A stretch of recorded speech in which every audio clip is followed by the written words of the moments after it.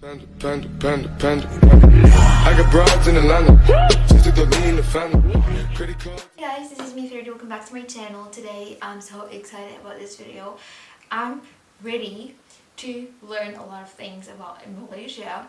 I've reacted before to, a really long time ago to geography now Indonesia, and I didn't do like Malaysia, so I'm gonna be doing this right now. I'm excited to learn about this country, and yeah, let go. I really hope I can understand things because this dude like speaks so fast. Okay, like I'm trying to read the captions with him, anyway, at least I'm gonna try to get to grasp. Oh, here we go. Ever since I made the Indonesia episode, you have no idea how many Malaysians were like, okay, now that you did our cousins episode, do not mess with ours. oh, don't worry, Malaysia, and here to reassure you, I made you some nasi goreng. Oh.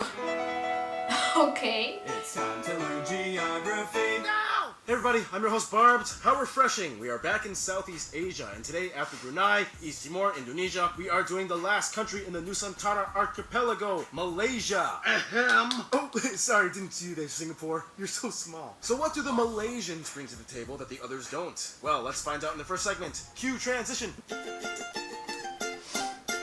Now this is going to be really fun because Malaysia's land has so many unique twists and turns, and explaining it, it's kind of like doing a Rubik's Cube blindfolded, right, Ken? Right, totally.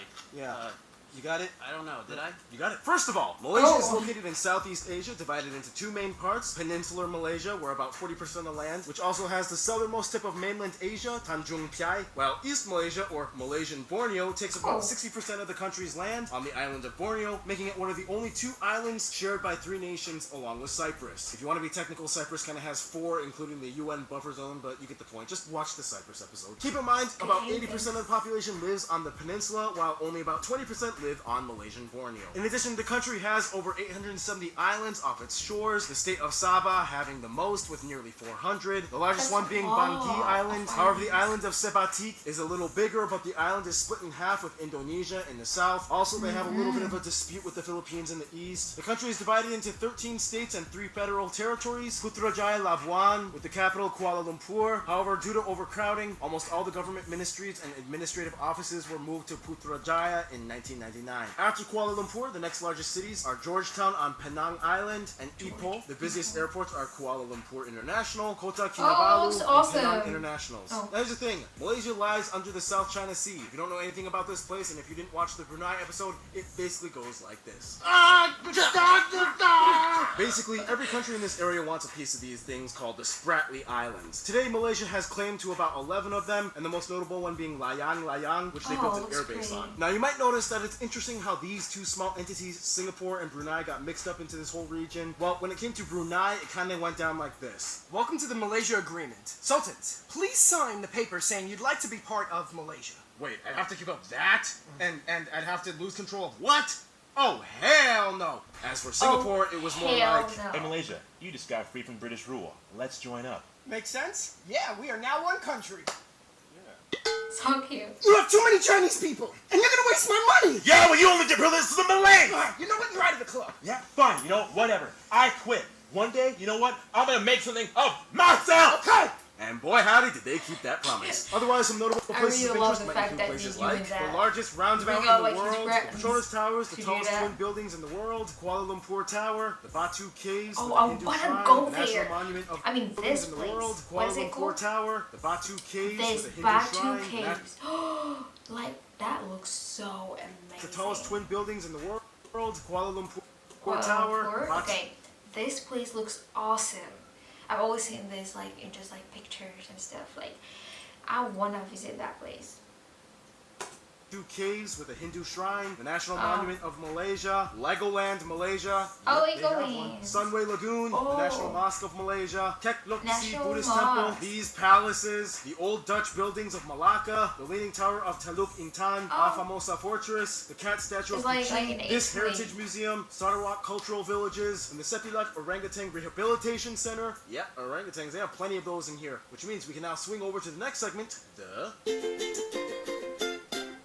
When it comes to Malaysia's land, they got kind of lucky because not only is it like rich and beautiful, but unlike their neighbors, you don't really have to deal with any crazy catastrophes. First of all, Malaysia rests comfortably on the bottom of the Eurasian plate, literally shielded on all sides, mostly by Indonesia and the Philippines. This means that if any earthquakes occur, Indonesia usually absorbs all of it. If cyclones and tropical storms attack, the Philippines and Indonesia take the hit, and if a volcano erupts, they don't have to worry because they don't really have any volcanoes, and it's probably happening in Indonesia. But like, I feel bad for Indonesia. Oh my Thanks, gosh. Indonesia.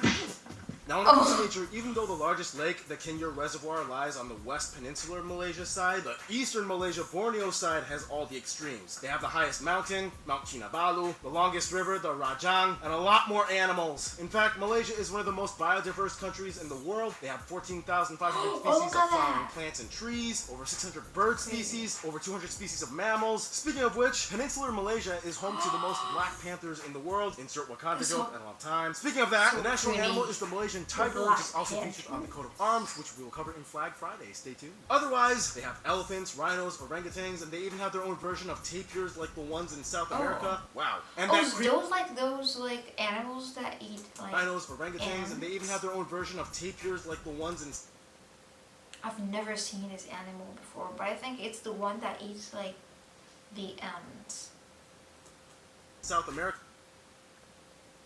Wow. Wow. And that creepy-looking proboscis monkey. Many of these species you can find in one of the oldest rainforests in the world, over 3 times older than the Amazon, Taman Negara. Malaysia is also a land of caves. In fact, they have the largest chamber in the world that can be found in Sarawak. Otherwise, Malaysia is known for producing electronics, palm oil, petroleum, gas, and rubber. They're actually the second largest palm oil producer in the world and the largest condom maker. Just saying. They even have their own national car company, Proton, making Malaysia the 11th country in the world with the capability to fully design and engineer and manufacture cars. Otherwise, some national dishes might include things like nasi kandar, nasi dadang, nasi kerabu, chicken perchi. That's like blue rice. Dishes might include things like nasi kandar, nasi dadang. What is the meaning of nasi? It has like nasi kerabu. Nasi. Otherwise, some national dishes might include things like nasi kandar, nasi dadang, nasi. It has like blue, like rice. Anyway, I wanna eat that. Kerabu, chicken perchik, mangosteen and durian. Hey, I've never eaten this. And this.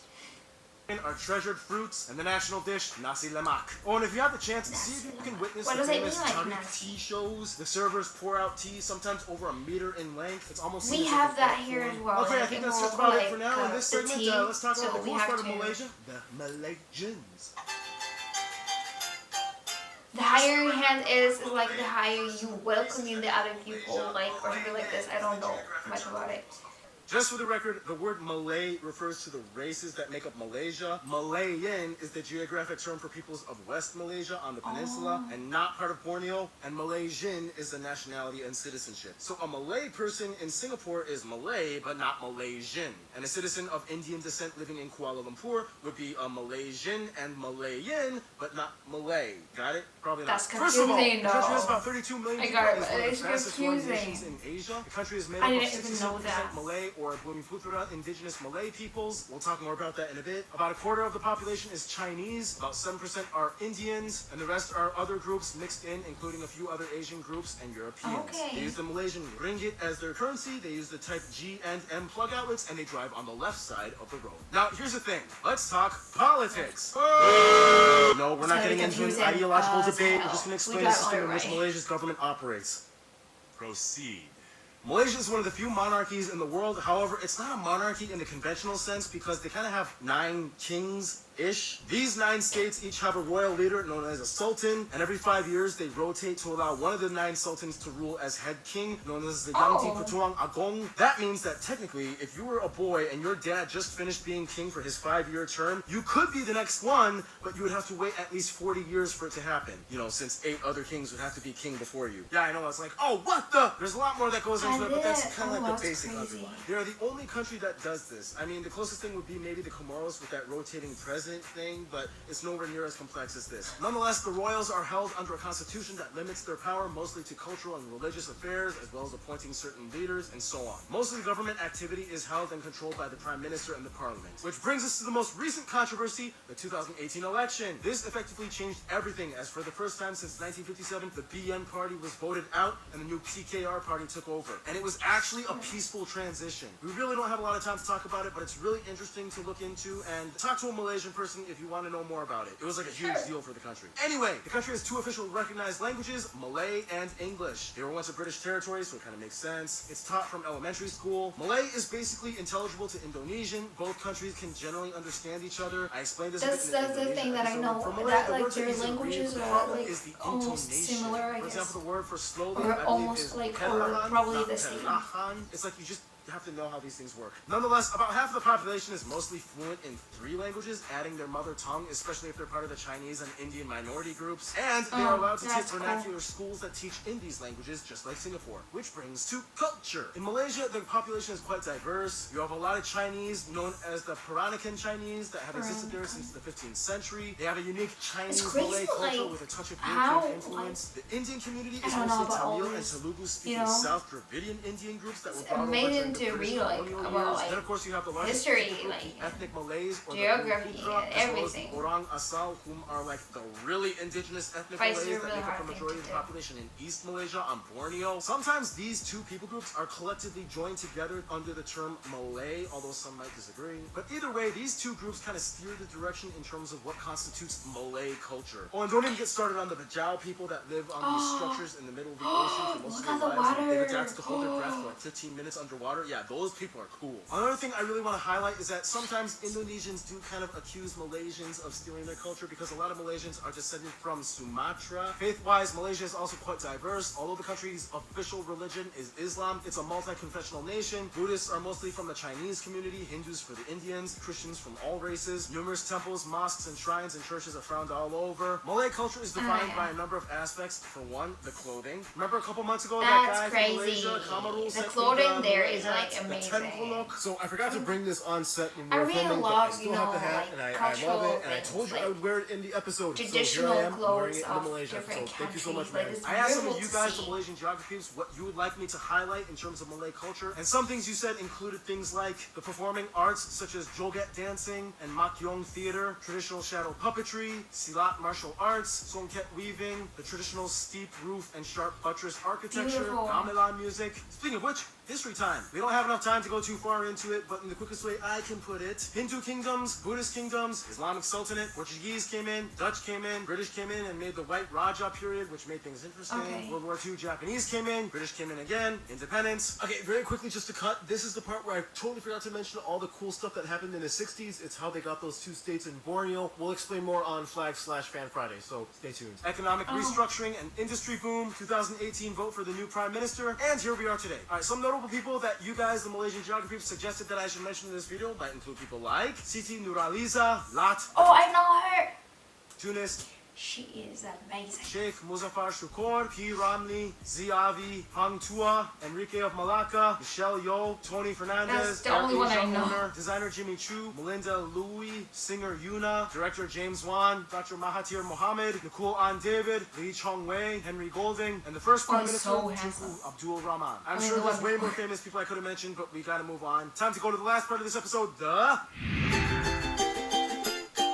Friends Now, on. Malaysia is quite the powerhouse player when it comes to Southeast Asia. They got a good thing going on and they host great parties. Outside of Asia, the EU has good relations, making Malaysia one of the top 3 trading partners of Southeast Asia, and specifically Austria loves exchanging electronics and pharmaceuticals with them. Of course, the UK is still pretty close. As a former colony, much of the cultural residue is still evident to this day. They are one of the Commonwealth of Nations. Many Malaysians live in the UK, and most of the white population in Malaysia are of British descent. As a member of the Association of Southeast Asian Okay, nations. Of got course, they you. have close ties to their neighbors. Cambodians love Malaysia and visit often, whereas Malaysia is one of the closest and biggest investors of Cambodia. Thailand has a few issues since there are those Malay Patani separatists in the south that keep protesting, whereas the Philippines is like, we're really similar ethnically, but you're mostly I need to Muslim watch, and I'm like, mostly this Catholic, video about, but like, whatever. We both like I mean, coffee and fried geography chicken. now When it comes for to their best Philippines. friends, however, most Malaysians I've talked to have said Indonesia and Singapore. Singapore may have left the Malaysian Union, but they still kept close ties as a sovereign state. They are quite cooperative in business and even culturally, they are very similar, with noticeable Chinese and Indian minority enclaves. Indonesia is like the big brother that has a very different political system, but in the end, they cannot deny how alike they are. The biggest difference would be that most Indonesians have a Javanese background, whereas the Malaysians are just Malay, mostly Sumatran, but they talk the same, they eat the same, they enjoy the same hot, humid atmosphere, and they have close relations altogether. In conclusion, with sultans, kings, tigers, panthers, temples, shrines, mosques, and really cool hats, it's no wonder why Malaysia is becoming a hot spot that everyone's talking about today. Stay tuned. Actually, for I Maldives really want to is coming visit up next. that. Oh, the Maldives.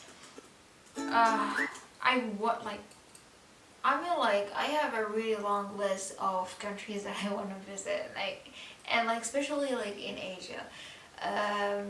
I really love Asian culture, Asian countries. It's not about Korean dramas or whatever, but that's the place in Asia. That's the place where I find it different from my culture or other cultures. You see different things, and that's really amazing. I really enjoyed this video. I got a lot of information, though it's hard for me to grasp it all at once, and it's a video also that I need to watch again to because I cannot memorize or remember things that easily, but I got a big picture of things related to Malaysia, and it was really amazing. This guy is really brilliant. I really love him. I mean he's a genius.